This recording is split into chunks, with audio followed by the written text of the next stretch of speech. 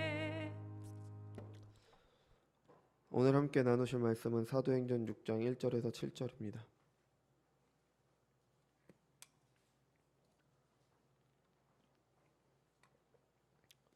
사도행전 6장 1절에서 7절입니다. 봉독해드리겠습니다. 그때 제자가 더 많아졌는데 헬라파 유대인들이 자기의 과부들이 매일의 구제에 빠짐으로 히브리파 사람을 원망하니 12사도가 모든 제자를 불러 이르되 우리가 하나님의 말씀을 제쳐놓고 접대를 일삼는 것이 마땅하지 아니하니 형제들아 너희 가운데서 성령과 지혜가 충만하여 칭찬받는 사람 7을 택하라. 우리가 이 일을 그들에게 맡기고 우리는 오로지 기도하는 일과 말씀 사역에 힘쓰니라 하니 온 무리가 이 말에 기뻐하여 믿음과 성령이 충만한 사람 스데반과 또 빌립과 브로고로와 니가노르와 디몬과 바메나와 유대교에 입교했던 안디옥 사람 니골라를 택하여 사도들 앞에 세우니 사도들이 기도하고 그들에게 안수하니라. 하나님의 말씀이 점점 왕성하여 예루살렘에 있는 제자의 수가 심히 많아지고 허다한 제사장의 무리도 이 도에 복종하니라. 아멘. 잠시 기도하겠습니다. 참 좋으신 하나님 감사합니다. 오늘도 거룩한 주일을 맞아서 우리가 예배드릴 수 있게 하신 은혜 감사드립니다. 이 시간은 주님의 말씀 듣는 시간입니다. 우리 안에 계신 성령께서 함께 하셔서 듣는 말씀 가운데 하나님의 음성을 듣는 자들 될 수 있도록 인도하여 주옵소서. 전해지는 말씀이 땅에 떨어지지 않게 하시고 우리의 마음밭에 심길 수 있도록 인도하여 주옵소서. 그래서 우리가 그 말씀을 하나님의 말씀으로 받아서 우리의 삶 가운데 열매를 맺는 그런 귀한 말씀이 될 수 있도록 인도하여 주옵소서. 감사드리며 사랑이 많으신 예수님의 이름으로 기도드렸습니다. 아멘. 지난주에서는 오늘 본문으로 교회는 말씀이 가장 우선이고 중심이 있어야 된다는 것을 살폈습니다. 교회에서 많은 일을 하지만 그 중심에는 하나님의 말씀이 있어야 합니다. 그러니까 가장 우선순위는 하나님의 말씀이 전해지는 것이고 그것을 지키는 것입니다. 그래야 되는 이유는 이건 주님께서 교회에게 하신 분명한 명령이죠. 예수께서 나와 말씀하여 이르시되 하늘과 땅의 모든 권세를 내게 주셨으니 그러므로 너희는 가서 모든 민족을 제자로 삼아 아버지와 아들과 성령의 이름으로 세례를 베풀고 내가 너희에게 분부한 모든 것을 가르쳐 지키게 하라. 볼지어다 내가 세상 끝날까지 너희와 항상 함께 있으리라 하시니라. 아멘. 이 명령은 제자들뿐 아니라 그 이후에 모든 교회들을 향한 명령입니다. 주님께서 이 명령을 하신 이유는 교회가 세상에 주어야 되는 짠맛과 세상에 비추어야 되는 빛이 하나님의 말씀이기 때문입니다. 아담 이후에 모든 죄인에게 필요한 것은 주님께서 교회를 통해 세상에 주시는 짠맛과 빛입니다. 이를 위해 교회를 세우셨고 교회를 통해 하나님의 말씀이 전해지도록 하셨습니다. 그 교회를 통해 새로운 신자들이 교회에 들어오게 되고 하나님 나라가 이루어져 가게 되는 거죠. 그래서 주기도문의 6가지 간구 중에서 앞에 3가지 간구 있죠. 하나님의 이름이 거룩히 여김을 받으시오고 나라가 임하시고 뜻이 이루어지길 바라는 이 3가지 간구가 이걸 위한 간구입니다. 죄와 허물로 죽어있는 죄인들은 자신들의 필요를 알지 못합니다. 죄에서 시작하는 모든 비참과 문제들, 어려움을 당하면서 살지만 근본적인 원인을 보기보다는 현상만 봅니다. 하나님에서 시작하지 않기 때문에 원인을 알 수가 없죠. 교회가 아니면 이것을 전해줄 곳이 아무도 없게 됩니다. 믿지 않는 사람들이 볼 때는 우리끼리 정신승리하는 것처럼 보일 수도 있어요. 교회가 자기들끼리 그렇게 복음이 최고라는데 그렇게 정신승리하는 것처럼 보일 수도 있지만 모든 사람의 근본적인 문제는 죄에 있고 그 죄의 유일한 해결은 교회를 통해 전해지는 복음뿐입니다. 이것이 분명한 사실이죠. 그래서 교회는 그 중심에 말씀이 있어야 되는 겁니다. 다른 것들은 다른 데서 다 할 수 있습니다. 얼마 전에 종교 간의 대화를 하는 가벼운 TV 프로그램을 본 적이 있습니다. 불교, 원불교, 천주교, 기독교에서 각각 한 분씩 나오셔서 이렇게 대화를 나누셨어요. 서로 웃으면서 아주 좋은 분위기 가운데 대화를 나누셨습니다. 서로에 대해서 다른 종교는 잘 모르잖아요. 그래서 알아간다는 건 참 좋았지만 그 중에 그걸 보면서 제가 안타깝게 느꼈던 건 뭐냐면 기독교에 대한 잘못된 생각을 갖도록 할 수도 있다는 것입니다. 다른 종교는 잘 모르겠습니다. 제가 그것을 공부하지도 않고 진리라고 생각하지도 않습니다. 하지만 기독교는 그분들이 말하는 세상 종교의 수준의 것이 아닙니다. 세상이 줘야 되는 종교들이 줘야 되는 그런 것들을 위해서 교회가 있는 게 아니라 생명을 주는 하나님의 말씀을 가진 유일한 곳이 바로 진리, 교회입니다. 진리는 여러 개가 될 수가 없습니다. 진리는 하나여야 됩니다.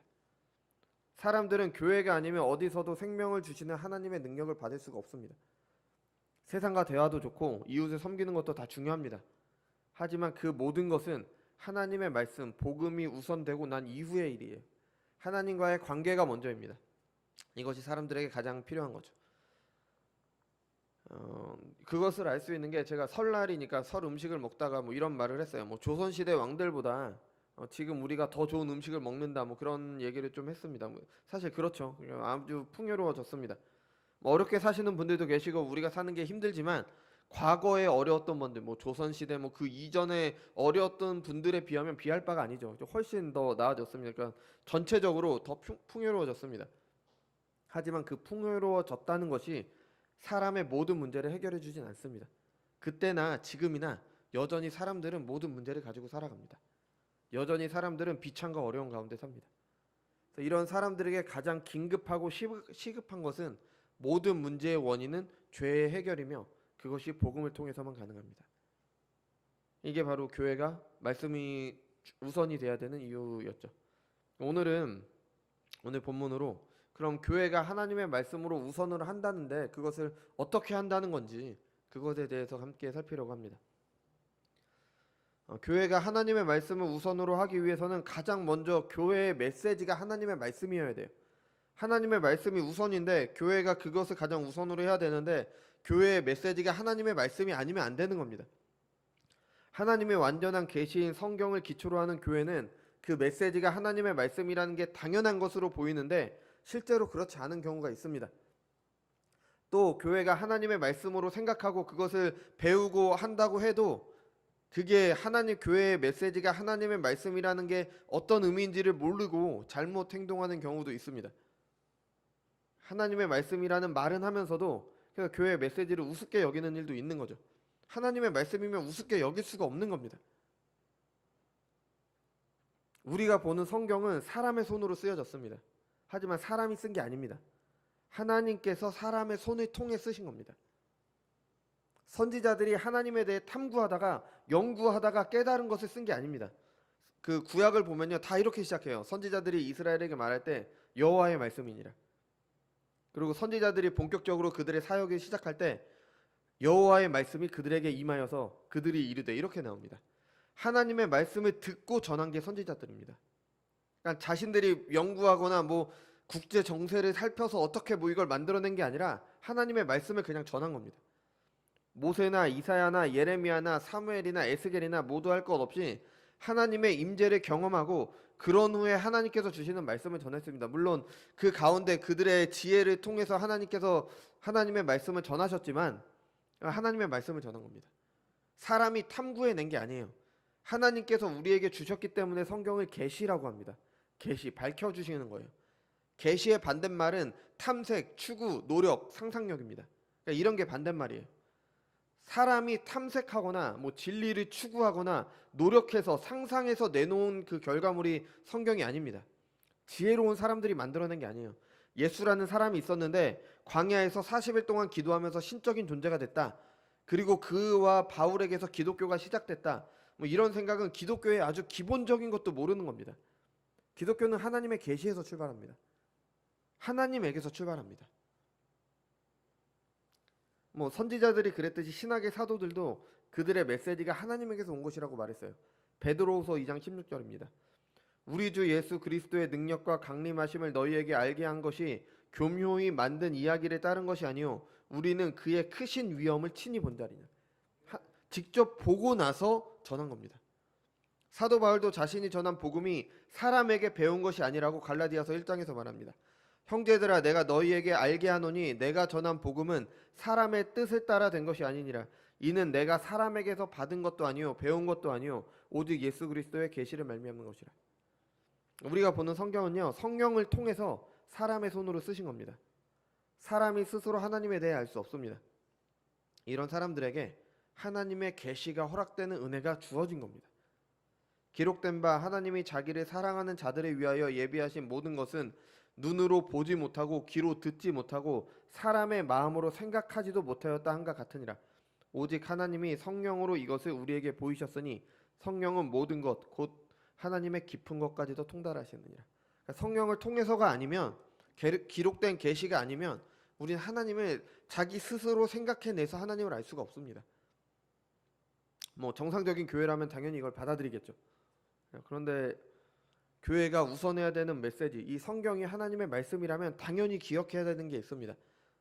이 성경에 뭘 덧붙이거나 빼거나 해서는 안 되는 거예요. 하나님의 말씀이니까 사람의 생각으로 뭘 덧붙이거나 빼거나 해서는 안 되는 겁니다.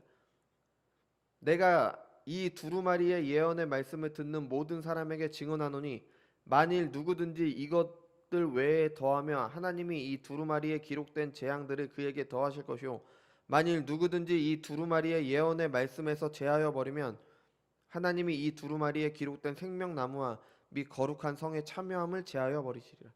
아멘. 이건 요한계시록에 기록된 말씀이지만 모든 성경에 해당하는 겁니다. 뭘 더하거나 빼서는 안 됩니다. 그냥 있는 그대로입니다. 예수님께서 당대 율법 교사들에게 화 있을진저 너희 율법 교사여 너희가 지식의 열쇠를 가져가서 너희도 들어가지 않고 또 들어가고자 하는 자도 막았느니라. 뭐 이렇게 말씀을 하셨어요. 하나님의 말씀을 자기 입맛에 맞게 전한 것에 대해서 책망하고 있는 겁니다. 그들은 하나님의 말씀을 맡은 사람들입니다. 그들이 맡았다고 하면서 잘못 전하고 있는 거예요. 다른 것 전하고 있는 겁니다. 문을 막고 있는 거죠. 열쇠를 가지고 있으면서. 지금도 이런 일이 있습니다. 자신이나 자신이 속한 단체의 이익을 위해 고의로 하나님의 말씀을 왜곡하는 경우가 너무 많습니다. 이게 뭐 드문 게 아니라 너무 많아요. 그냥 알려지지 않은 교회들은 대부분 안 합니다. 근데 대부분 뭐 어디서 소리 좀 낸다는 그런 교회들은 다 왜곡하고 있습니다. 그래서 우리 눈에 더 잘 드러나는 거예요. 뭐 제가 유튜브 보지 말라고 계속 말씀드리잖아요. 유튜브 보면 특히 더 그래요. 성경을 관련해서 볼 때 조심해야 됩니다. 이단에서 만든 것도 많아요. 제가 뭐 예전에 주일학생들 뭐 틀어주냐고 뭐 영상 만든 걸 봤는데 알고 보니까 안식일교회에서 만든 거더라고요. 그러니까 이단에서 만든 게 굉장히 많습니다. 또 교회를 비판하는 사람들이 유튜브에 굉장히 많죠. 근데 그분들을 잘 듣다 보면은 결국은 자기를 높이기 위해 교회를 비판하는 거예요. 교회는 다 그런데 나는 아니야. 내가 맞아. 그러니까 나를 따라야 돼. 이런 식으로 말합니다. 그러니까 최종적인 목적이 하나님의 영광이 아니라 자기 영광입니다. 교회가 이러면 안 되는 거예요. 자기 영광을 위해 하나님의 말씀을 더하거나 빼서는 안 됩니다. 하나님의 영광을 위해 전해야 되는 거죠. 교회의 메시지인 성경은요, 사람에게서 나온 게 아니라 하나님에게서 나온 겁니다. 자기 입맛에 맞게 사용하는 게 아니라 말씀에 겸손히 봉사해야 됩니다. 그래서 설교자들을 말씀에 수종드는 자, 말씀을 섬기는 자라고 이야기를 합니다. 물론 뭐 이 말도 그냥 말름 그렇게 하는데 실제로 안 그런 경우가 너무 많죠. 뭐 이렇게 잘못 전하는 사꾼들은 그 자체로 잘못된 거죠. 근데 다른 경우도 있어요. 좋은 마음으로 남을 돕고자 하는 순수한 마음으로 청중들이 보다 보니까 말씀을 왜곡하게 되는 경우도 있어요. 그러니까 당장 눈앞에 어려움을 겪고 있는데 너무 힘들잖아요, 사는 게. 그러니까 뭐 수천 년 전 이스라엘 역사나 2000년 전 팔레스타인에 있었던 한 청년에 대한 이야기보다 더 필요한 메시지가 있다고 생각하기 때문에 당장 내 눈앞에 있는 문제들 해결해야 되니까 그것들 해결해야 되는 거 그거 알려줘야 되지 않을까. 설교자들이 이런 그 위험에 빠지기 굉장히 쉽습니다. 왜냐하면 당장 눈앞에 어려움이 있기 때문이죠. 그래서 복음이 아닌 다른 것을 전하게 되기도 합니다. 세상 지혜를 전하기도 되죠. 또 다른 경우는 이제 복음을 있는 그대로 전하면 듣는 사람들이 받아들이기 힘들기 때문에 왜곡하기도 합니다. 좀 바꾸는 거죠. 좀 더 받아들이기 쉽게. 뭐 이런 것은 좀 예민한 문제니까 이거 예수 믿는데 방해될 것 같으니까 이거는 언급하지 말자. 이렇게 언급하지 않아야지 뭐 서로 연합이니 뭐 그런 게 가능하니까요. 그죠? 근데 바울을 보십시오. 바울은 유대인 중에 유대인이었어요. 바리새인이었어요. 누구보다 유대인들의 문화를 잘 알고 있습니다. 유대인들이 얼마나 할례를 중요하게 생각하는지 누구보다 잘 알았어요. 할례가 어떤 의미인지. 근데 바울은 그 할례가 예수님께서 언약을 이루신 후에 새 언약을 맺으신 후에 더 이상 소용없다는 복음을 있는 그대로 전했습니다. 형제들아 내가 지금까지 할례를 전한다면 어찌하여 지금까지 박해를 받으리요. 그리하였으면 십자가의 걸림돌이 제거되었으리니. 아멘.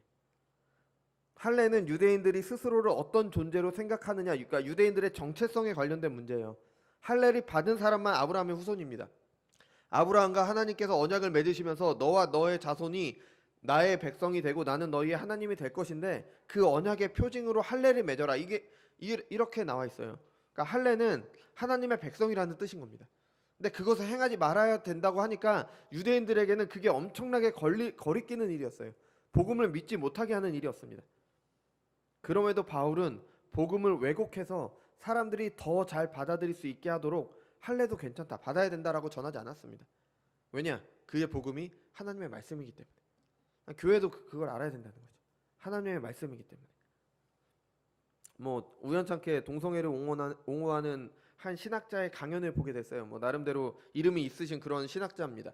구약학 교수님이라고 알고 있는데, 그러니까 제가 듣기에는 창세기를 비롯한 구약 전반에 대한 이해가 없으십니다. 그러니까 그런 해석을 하시죠.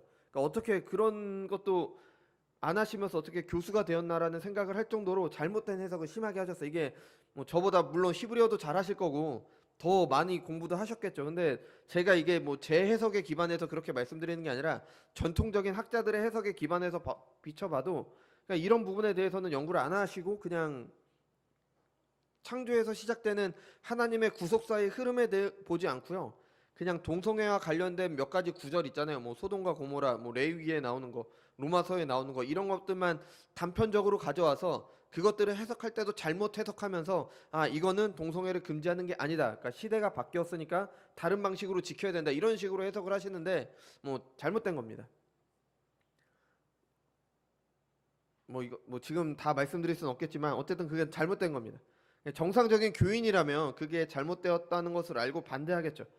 하지만 사랑을 말하고 인권을 말하는 세상을 환영할 거예요. 그러니까 사람들에게, 인권을 말하는 사람들에게는 복음이 거치는 게 될 수밖에 없는 겁니다. 그러니까 복음이 종교 통합을 말하는 사람들이 그런 것들을 더 환영을 할 거예요. 그런 분들을 더 존경을 하겠죠. 이분 봐라, 얼마나 사랑이 많고 이렇게 전하시느냐, 얼마나 관용적이시냐, 이렇게 말을 하겠죠. 근데 교회는 그렇게 할 수가 없습니다. 왜냐? 하나님의 말씀이 아니라고 하니까. 우리가 보는 거는 사람이 만들어낸 게 아니라 하나님의 말씀이니까 하나님의 말씀이 아니라고 하는데 맞다고 할 수가 없는 거잖아요. 그러니까 교회를 독선적이고 교만하다고 할 겁니다. 근데 그게 독선적이고 교만한 게 아닙니다. 전능하신 창조주 말씀 앞에 겸손한 겁니다. 겸손히 그의 말씀을 받는 겁니다. 이게 겸손이에요. 다른 게 교만인 겁니다. 이게 틀리다라고 말하는 게 교만인 거예요. 사람들이 볼 때 기독교는 독선적이기 때문에 뭐 복음을 받아들이지 못한다라고 생각할 수도 있습니다. 거치는 게 되는 거죠. 그렇다고 복음을 바꿀 수가 없는 거예요. 왜곡하면 안 되는 겁니다. 왜? 하나님의 말씀이니까. 근데 성경을, 하나님의 말씀을 받는 교회도 생각해 볼 문제가 있어요. 동성애를 옹호하는 분들의 주장은 다 잘못됐습니다. 다 틀렸어요. 다 틀렸는데 이런 말을 하시는 분도 계세요. 동성애를 하는 것만 죄냐? 십계명을 보면은 다른 죄들도 있는데 다른 죄들은 다 지면서 왜 이것만 가지고 그러냐? 이거 다른 하나님의 말씀을 어기니까 동성애도 괜찮다라는 논리는 이건 잘못된 논리죠. 잘못된 논리입니다. 근데 그 말 자체의 말 뜻은 우리가 생각해 볼 문제예요. 우리는 동성애에 그렇게 반대를 합니다. 그러면서 주의를 범하는 우리의 모습을 돌아봐야 되는 거예요. 동성애는 그렇게 반대하면서 하나님 외에 다른 신을 섬기고 우상을 만드는 죄를 짓는 우리의 모습을 돌아봐야 되는 겁니다. 우리가 이걸 어기고 있으니까 동성애도 괜찮다라고 할 게 아니라 동성애를 잘못된다고 말하니까 이것들도 어기는 우리의 죄를 돌아봐야 되는 겁니다. 성경은 분명히 다 죄라고 말하고 있어요.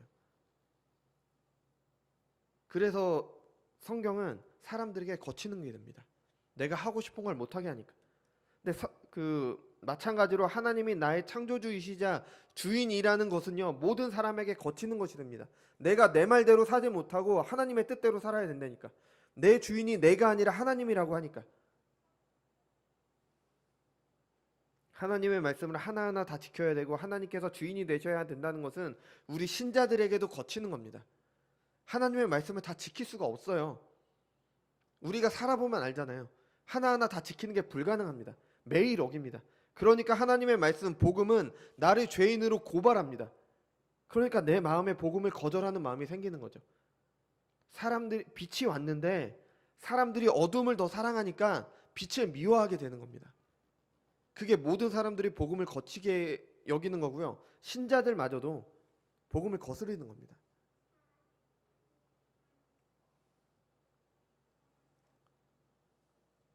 자기를 부인하고 자기 십자가를 지고 주님을 따라야 된다. 이렇게 말하는 성경이, 이렇게 말하는 주님의 말씀이 우리에게 좋을 리가 없죠. 누가 좋아하겠어요? 그래서 복음을 전하는 게 쉬운 일이 아니에요. 하나님의 말씀을 순전하게 전하는 거 어려운 일입니다. 뭐 사람들이 듣기 싫어하는 것을 들으라고 해야 되니까. 그죠? 뭐 저는 과외나 학원에서 아이들을 많이 가르쳐 봤는데 그런 거 이와 비슷한 걸 좀 많이 느껴봤어요. 공부하기 싫은 아이들에게 공부하라고 해야 돼요. 뭐 물론 좋아하는 아이들도 있습니다. 뭐 좋아하는 아이들도 있지만 정말 공부하기 싫어서 그 앉아 있는 아이들에게 이거를 가르쳐야 됩니다. 그러니까 그게 얼마나 어려운지 몰라요. 그나마 공부는 당장 뭐 대학이 달려 있고 미래가 달려 있고 눈앞에 시험이 있잖아요. 그러니까 약간의 강제를 할 수가 있어요. 뭐 때려서라도 시킬 수가 있습니다. 뭐 지금은 뭐 학원에서 못 때리겠지만 뭐 제가 할 때는 그렇게 강제로라도 좀 시켰습니다. 그런데 복음은 나중 일이라고 생각하는지 당장 뭐 시험 보거나 그러지 않잖아요. 그러니까 긴급하지 않다고 생각하는지 더 관심이 없습니다. 그래서 설교자와 교회는요, 듣는 사람이 받아들이지 않을 거라는 걸 알면서 전하는 겁니다. 예수님께서 말씀하셨어요. 비유하건대 아이들이 장터에 앉아 서로 불러 이르되 우리가 너희를 향하여 피리를 불어도 너희가 춤추지 않고 우리가 곡하여도 너희가 울지 아니하였다 함과 같도다. 그러니까 우리가 뭘 해도 반응이 없는 거예요. 우리가 전해도 믿질 않는 겁니다. 예수님 시대나 우리 시대나 똑같습니다. 이런 것보다 더 원하는 게 있죠. 교회에서 뭐 그런 거 하냐? 맨날 그런 것만 하냐? 뭐 다른 것도 좀 해줘야 되지 않냐? 근데 성경은 아니라고 이야기를 하고 있습니다. 뭐 어느 빵집이 맛있다, 뭐 어디가 사진 찍기 좋은 곳이다, 어디 음식점이 맛있다, 이런 것들은 직접 찾아가는 수고를 더하고 자기 시간과 비용을 들여서 줄까지 서가면서 그렇게 찾아갑니다. 뭐 백화점에서 요즘 뭐 한창 오픈런이라고 많이 나오죠. 신상품이 나오면 줄이 서서 밤새 기다렸다가 뭐 이런 말은 좀 심하지만 뭐 문이 열리면 뭐 좀비들처럼 그렇게 달려가서 삽니다. 뭐 어느 뭐 제주도에 있는 무슨 돈가스 집에는 새벽부터 뭐 밤새도록 줄 서는 그렇게 해서 먹는데요. 뭐 그렇게 줄 서는 아르바이트도 있다고 합니다. 근데 당장 복음에는 아닙니다. 복음에는 그렇게 하지 않아요. 뭐 제가 뭐 좋아하는 거 찾아가고 뭐 오픈런 찾아가 그게 잘못됐다고 말씀드리는 게 아니라 내가 좋아하는 거 세상 것들에는 그렇게 열심히면서 복음에는 열심히 아닌 그런 세상을 말하고 있는 겁니다. 우리의 모습을 말하고 있는 거예요.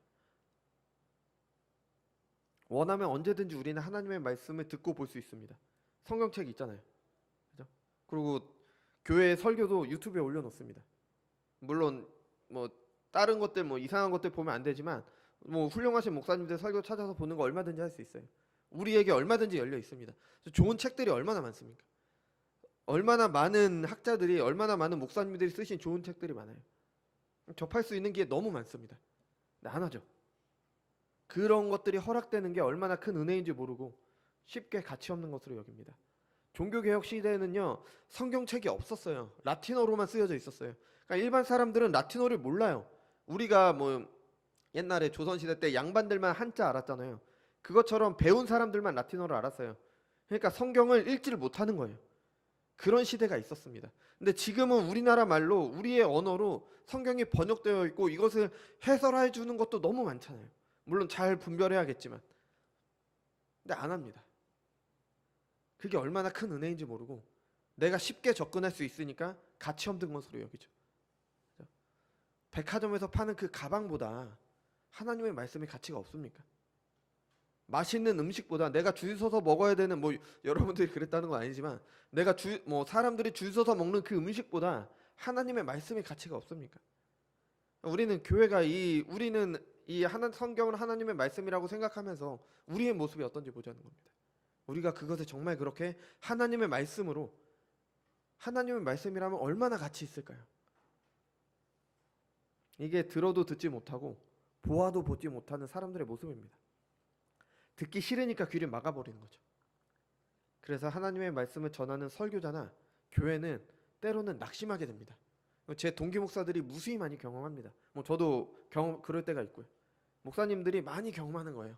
하나님의 말씀을 전해도 안 들으니까. 물론 잘 들으시는 경우도 있지만 안 들으실 때도 있습니다. 또 안 듣는 그런 청중들한테 가서 할 때도 있어요. 그럴 때면 정말 낙심이 됩니다. 내가 지금 이게 뭐 하고 있는 건가? 그런데 교회를 통해서 전해지는 이 복음이 세상에서 가장 영광스러운 소식이기 때문에, 하나님의 말씀이기 때문에 낙심하지 않고 전하는 겁니다. 하나님께서 하실 걸 믿으니까. 내가 전하는 게 내 말이 아니라 하나님의 말씀인데, 그럼 이게 소용이 없으면 하나님께서 책임지실 일이잖아요. 그러니까 전하는 겁니다. 최고의 소식입니다. 무엇과도 비교할 수 없는 복된 소식입니다. 하나님께서 주시는 구원의 길이에요. 하나님께서 죄인들을 향해 주시는 하나님의 말씀입니다. 우리 고린도전서 1장 23절에서 25절을 같이 보겠습니다.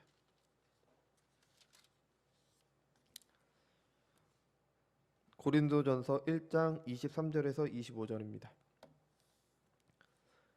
고린도전서 1장 23절에서 25절. 제가 봉독해 드리겠습니다. 우리는 십자가에 못 박힌 그리스도를 전하니 유대인에게는 거리끼는 것이요 이방인에게는 미련한 것이로되 오직 부르심을 받은 자들에게는 유대인이나 헬라인이나 그리스도는 하나님의 능력이요 하나님의 지혜니라. 하나님의 어리석음이 사람보다 지혜롭고 하나님의 약하심이 사람보다 강하니라. 아멘. 이런 하나님의 말씀이기 때문에 복음을 전하는 거죠. 복음은 하나님께서 주신 유일한 구원의 길입니다. 하나님께 거역하는 죄인들을 위해 하나님께서 하신 일이 복음입니다. 다른 종교들이나 철학들은요, 사람을 유익하게 한다는 것이, 모든 것이 사람이 하는 겁니다.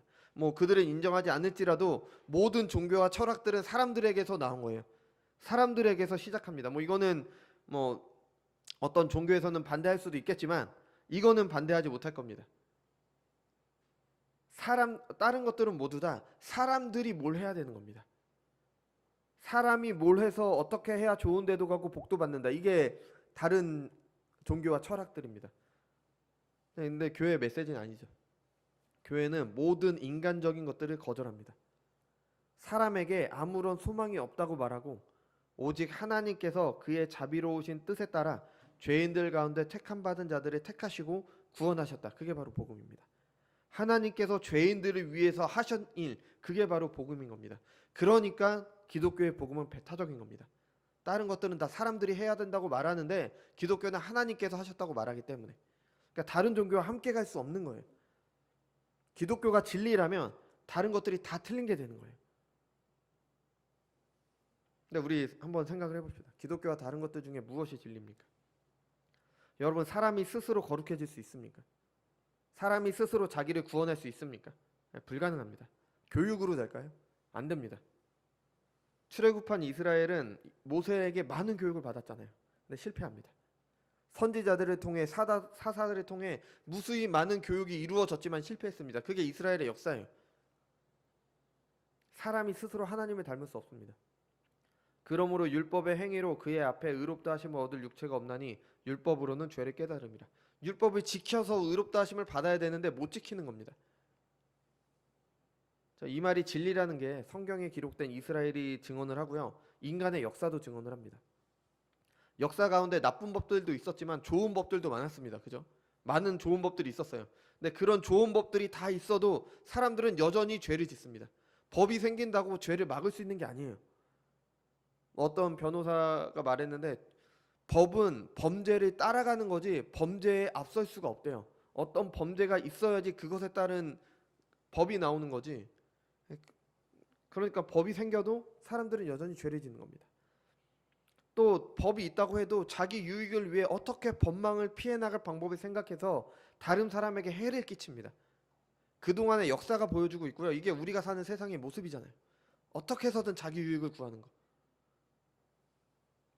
또 세상 가운데, 역사 가운데 지혜로운 사람도 많았습니다. 인품이 훌륭한 사람도 많았고요. 아주 고상한 사람들도 많았고 훌륭한 예술가들도 있었어요. 근데 그것이 거룩을 이룰 수 없다는 것도 역사가 증명을 해줍니다. 훌륭하다고 평가받는 철학가들이나 예술가들이 자살로 그 삶을 마무리하거나 아주 퇴폐적인 삶을 살았죠. 그러니까 어떤 사람들은 그 삶이 뭐 깨어있는 삶의 방식이다, 뭐 시대를 앞서간 거다, 그렇게 말할 수도 있는데 하나님의 말씀으로 본다면 죄입니다. 그냥 타락한 삶을 산 거예요. 뭐 그렇게 거창하게 갈 것도 없이 우리 자신만 봐도 알 수 있죠. 우리가 우리의 노력으로 거룩한 사람, 의로운 사람이 될 수 없다는 거 너무 잘 압니다. 하나님의 말씀대로 살아야지. 내가 1년 올해 한 해는 반드시 하루에 3장씩 성경을 읽어야지. 이 작심삼일이잖아요. 그 말이 괜히 나온 게 아닙니다. 뭘 해야겠다고 마음을 먹으면 3일을 넘기기가 어렵습니다. 어찌어찌 계속한다고 해도 점점 희미해지죠. 그죠? 어떤 사람들은 의지가 강해서 그것을 계속 하는 경우도 있어요. 근데 그 목적이 하나님과 관계 없습니다. 내가 세상에서 뭘 이루고자 하기 위해서 그런 노력을 하는 거죠. 그런 걸 지켜나가는 겁니다. 여러분, 죄는요, 하나님을 거역하는 거예요. 아무리 세상의 눈으로 볼 때 좋은 것이라고 해도요, 하나님의 주인 되심을 인정하지 않고 내가 주인이 되려 한다면 그건 죄입니다. 사람이 스스로 그 죄를 짓지 않을 수 없습니다. 죄가 뭔지도 모르는 경우도 있고요. 안다고 해도 짓지 않을 수 없습니다. 또 그동안 지은 죄를 사람이 해결할 수도 없는 겁니다. 하나님을 거역하는 그 죄는요, 하나님 앞에 고발당해서 영원한 형벌이 있을 뿐입니다. 그 죄를 해결할 수 있는 유일한 길이 바로 교회에서 전해지는 복음입니다. 사람들이 거치는 것으로 생각할 때도 교회는 하나님의 말씀을 우선으로 생각하고 순전하게 전해야 되는 이유가 바로 이것인 거죠. 자, 그럼 이 하나님의 말씀을 교회가 어떻게 대하고 있는지, 우리가 이 복음을 무시하고 있지 않은지, 정말 교회의 메시지를 하나님의 말씀으로 여기고 그것을 믿음으로 받고 있는지 돌아봐야 됩니다. 하나님의 말씀이라고 여기지 않고 우습게 여기는 대표적인 모습이 있는데요. 그게 뭐냐면 설교자들, 교역자들에게 말씀이 아닌 다른 일을 많이 맡기는 겁니다. 뭐 우리 교회는 아닙니다. 우리 교회는 아직 인원이 적으니까 그렇게 많은 일이 없어요. 근데 사람이 많아지면 당연히 여러 가지 일들이 생기죠. 근데 어떤 교회에서는 그때 필요한 일들이 있잖아요. 뭐 행정적인 업무라든지 그런 것들 있잖아요. 그런 거를 교역자를 통해서 하려고 합니다. 뭐 예를 들어서 뭐 세무 같은 거 있잖아요. 그거는 세무사나 회계사를 이렇게 고용을 해야 되는데 그냥 고용하는데 비용이 드니까 있는 교역자를 통해서 어찌어찌 하려고 하는 그런 교회들이 있습니다. 그러면은 당연히 교역자들은 자기 분야도 아니고 모르잖아요. 시간이 더 오래 걸리고 당연히 실수도 많이 하고 그러겠죠. 말씀 준비할 시간이 없습니다. 교회를 회사라고 생각하고 교역자를 직원이라고 생각하고 하니까 이러는 거죠. 내가 후원금을 내서 저 교역자에게 월급을 주니까 내가 있는 이 단체를 위해 일하는 사람이 저 교역자다. 뭐 이렇게 직접되고 생각하시는 분들은 드뭅니다. 근데 이런 식으로 행동하시는 분들도 계세요. 다른 교회 같은 경우, 그 큰 교회 같은 경우에 있고요. 무의식 중에 이런 생각이 행동으로 드러나기도 합니다. 교회는 신자들의 헌금으로 운영이 됩니다. 그리고 교역자들은 그 헌금에서 사례를 받습니다. 그렇지만 신자들이 교역자들에게 월급을 주는 게 아닙니다. 신자들은 하나님께 헌금을 드리는 겁니다. 그 헌금이 교회를 위해 사용을 되는 게 당연하죠. 하나님의 자녀들의 모임이니까요. 그렇다고 내가 속한 공동체에 내가 일정 부분을 담당하는 게 아니라 나는 하나님께 드린 겁니다. 신자들은 하나님께 드린 거고, 그리고 교역자들은 하나님께서 주시는 사례를 받는 겁니다. 근데 하나님은 보이시지 않잖아요. 보이시지 않고 사람의 손을 통해서 일하시잖아요. 그러니까 중간 과정이 눈에 보이지 않는 거예요. 하나님께 드리는 것이나 하나님께서 교역자에게 사례를 주시는 게 보이지 않으니까 이게 오해할 여지가 있는 겁니다. 근데 오해해서는 안 됩니다. 교역자는 내가 낸 세금으로 사례를 받는다고 생각하는 건 하나님 앞에 엄청난 교만입니다. 그냥 자기 과시일 뿐입니다. 뭐 우리 교회에 그렇게 생각하시는 분들이 계시다는 게 아니라 뭐 다른 교회 동기 목사들의 경험을 보고 제가 미리 말씀을 드리는 겁니다. 교역자들은 교회에서 사례를 받습니다. 왜 사례를 받습니까? 생활의 필요를 위해 다른 일을 해야 되는데 그 시간에 하나님의 말씀 맡은 자로 봉사하기 때문이죠. 교회 운영하는 데 필요한 일을 하기 때문이 아닙니다. 그것도 해야 되겠지만 그건 2차적인 거예요. 하나님의 말씀 맡은 자로 하나님의 말씀에 전념하니까 사례를 받는 겁니다. 여러 가지 일을 하다가 시간을 겨우 내서 말씀을 준비하도록 해서는 안 되는 거예요. 교회에서 다른 일도 필요해요. 그래서 필요한 경우라면 사역자들이 여러 가지 역할을 할 수도 있어야 됩니다. 특히 우리 교회 같은 경우에는 뭐 인원이 많이 없으니까 여러 가지 일들을 해야겠죠. 상황에 따라 다른 겁니다. 하지만 기본은요, 설교자는 말씀 맡은 자로 그것에 전념해야 됩니다. 그것이 오늘 본문에서 사도들이 봉사 7을 뽑은 이유예요. 교회에 인원이 많아지면 여러 가지 일들이 생기죠. 그런데 그런 일들을 다른 사람이 대신할 수 있습니다. 뭐 구제하는 거 다른 사람이 대신할 수 있잖아요. 뭐 교회에서 생기는 어떤 일들도 다른 분들이 대신할 수 있습니다. 그런데 말씀은요, 다른 분들이 대신할 수 없는 겁니다. 말씀 맡은 자로 세우심을 받은 거니까. 오히려 그 설교자가 다른 일을 하는 것보다 다른 분들이 하시는 게 더 잘할 거예요. 왜냐하면 삶의 지혜가 있고 각자 분야에서 당연히 더 많은 지식과 경험이 있기 때문에 자기의 은사를 살려서 일을 하면은 훨씬 더 잘하실 겁니다. 각자 가진 은사로 교회를 세워나가는데 바로 이런 의미가 되는 거죠. 이런 게 또 너무 극단으로 가서 뭐 일하는 사람만 일하고 이 분야는 이 사람만 일해, 이 사람이 전문이니까 이 사람만 해야 돼, 그게 아니라 한 몸 된 교회의 한 지체로 교회의 모든 일에 관심을 갖습니다. 그렇죠? 근데 은사가 있으신 분이 자기가 좀 더 잘하시는 분이 주도적으로 그 일을 해나가는 거죠. 교역자가 다 할 게 아닙니다. 다 할 수도 없고요. 뭐 무능합니다. 교역자 뭐 말씀 연구하는 것밖에 더 했어요. 그래서 교회에 직분이 있는 겁니다. 직분은 교회에 오래 다녔다고 감춰 주는 게 아니라 교회에서 어떤 일을 하기 위해서 직분자를 세우는 거죠. 교회 여러 일들을 할 수 있는 사람이 하면 되고요. 대신 설교자가 말씀의 전문가가 되도록 충분한 시간과 지원을 해줘야 되죠. 뭐 지금은 돌아가신 한국교회 한 축을 담당하셨던 목사님의 말씀입니다. 목회자가 기도 중이거나 설교를 준비하고 있을 때 섭섭하게 여기기보다는 정도를 가고 있음에 감사해야 합니다. 그러니까 이 목사님은 교회가 굉장히 컸기 때문에 사람들이 이렇게 상담을 하러 오면 기도 중이거나 설교 준비할 때는 못 만나잖아요. 그때 섭섭해 하시는 분들이 계셨나 봐요. 이런 말씀을 하셨어요.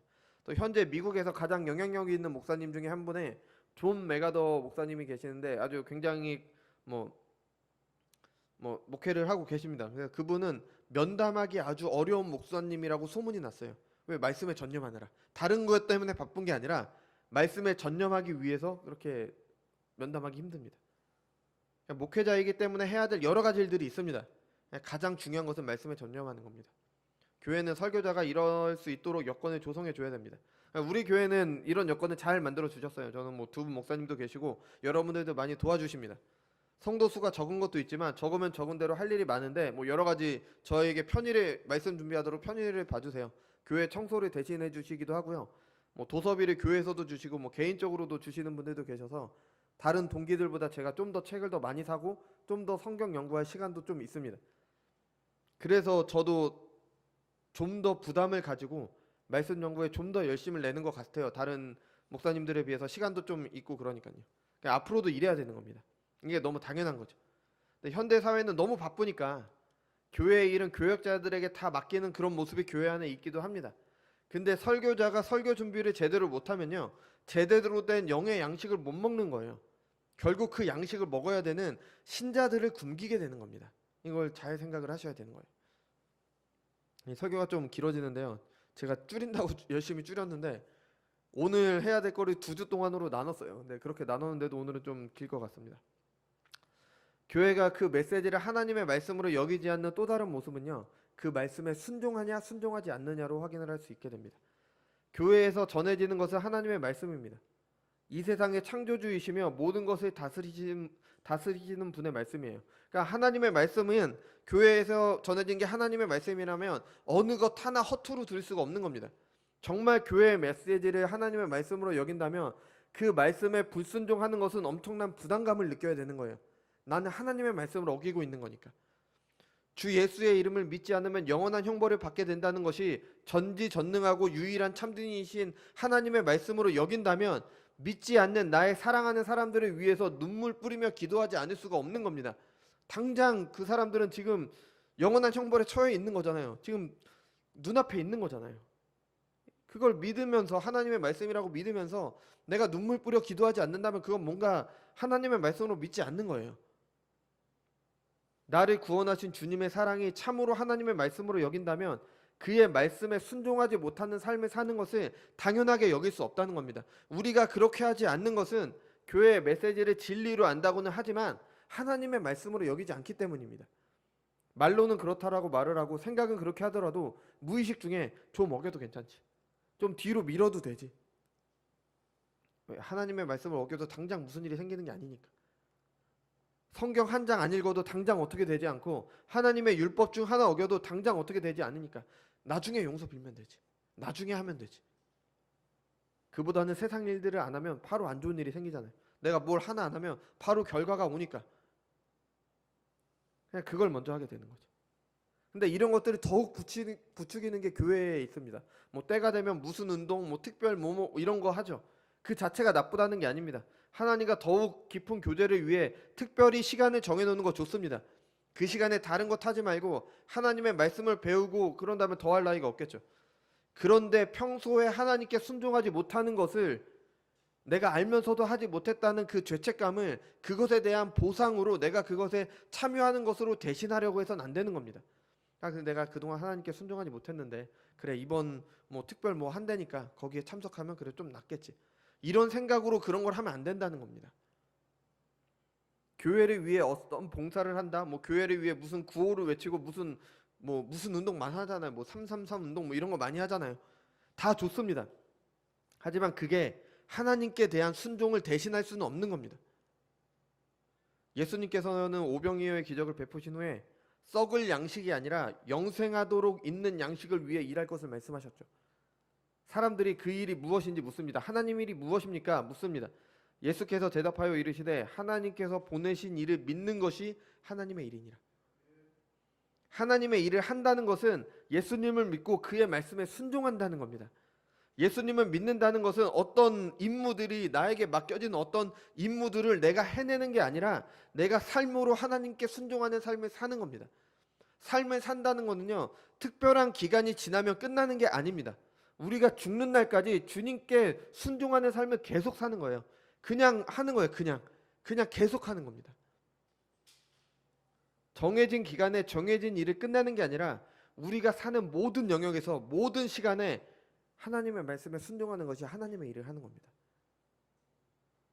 예수님을 믿는 것은요, 내가 내 힘으로 할 수 없는 것을 예수님께 기도해서 해결하는 게 아닙니다. 자기 십자가를 지고 주님을 따르는 삶인 겁니다. 여러분, 교회의 우선순위는 하나님의 말씀입니다.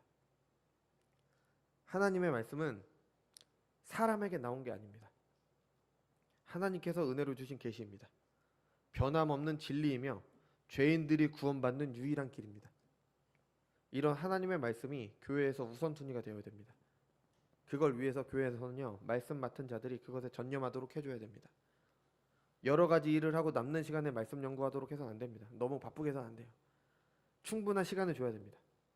그리고 말씀을 받는 분들은 그것을 하나님의 말씀으로 받아 삶으로 살아내야 됩니다.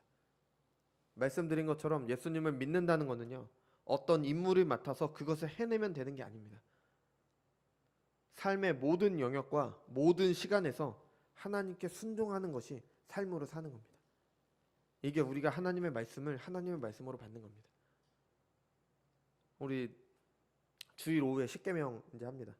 우리가 하나님의 말씀에 순종하는 대로 살는데 그 하나님의 말씀이 뭐냐? 구체적으로 제시된 게 가장 좋은 게 바로 십계명입니다. 그래서 교회에서 십계명이 얼마나 큰 보물인지 몰라요. 주일 오후에 뭐 식사하고 오시기 힘드신 경우도 있겠지만 오실 수 있으면 오셔서 들으시고요. 뭐 여건이 안 된다 그러면 집에서 들으십시오. 들으시고 하나님의 말씀이 무엇이고 하나님의 말씀대로 산다는 게 무엇이고 내가 무엇을 잘못 살고 있는지 한번 봐야 됩니다. 그걸 봐야지 뭐 하나님의 말씀대로 살죠. 모르는데 어떻게 하나님의 말씀대로 살겠어요? 아무리 이렇게 하나님의 말씀대로 살자, 어떻게 살자 해도 그 내용을 모르면 우리는 할 수가 없습니다. 그 내용을 배워야 되니까요. 한번 잘 들어보시기 바랍니다. 그래서 그럴 때 그렇게 하나님의 말씀을 배우고 삶으로 살아낼 때 우리 교회는 하나님의 말씀이 왕성해질 겁니다. 하나님의 말씀이 왕성해진다는 건 하나님의 말씀이 하나님의 말씀으로 전해지고 듣는 자들이 하나님의 말씀으로 받아서 그것을 삶으로 살아낼 때 하나님의 말씀이 왕성해지는 겁니다. 우리 교회에 이런 은혜가 허락되기 바랍니다. 같이 기도하겠습니다.